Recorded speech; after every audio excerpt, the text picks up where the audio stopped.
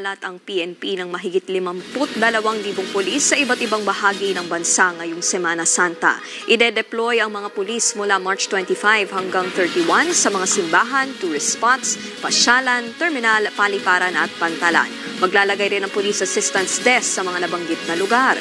Bukod dyan, magtatalaga ang National Capital Region Police Office ng mahigit 11,000 pulis sa mga kalsada sa buong Metro Manila para matiyak ang kaligtasan ng publiko sa paggamita ng mahal na araw.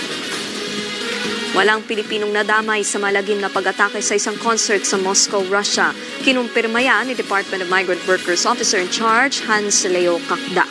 Nangyari ang pag-atake kahapon. 5 armadong lalaking miyembro umano ng Islamic State o ISIS ang lumusob at walang habas na namaril sa concert hall. Mahigit 6 na po ang patay at mahigit 100 ang sugatan. Para sa iba pang mga balita, pumunta lang sa news5.com.ph, pati na rin sa News5 Facebook, YouTube, TikTok at X social media pages. Ako po si Nikki De Guzman at narito naman ang mga balita sa Frontline Weekend mamaya.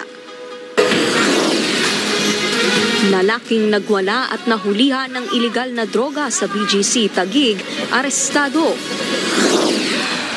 25 alagang aso sa Digos City, Davao del Sur, putot balat na. Bakit kaya? At dance covers ng mag-ama sa Cebu, kinaaliwan sa TikTok. Yan at iba pang mga balita at impormasyong hatid ng inyong kasangga sa pagbabalita. Frontline Pilipinas Weekend mamayang 5:30 p.m.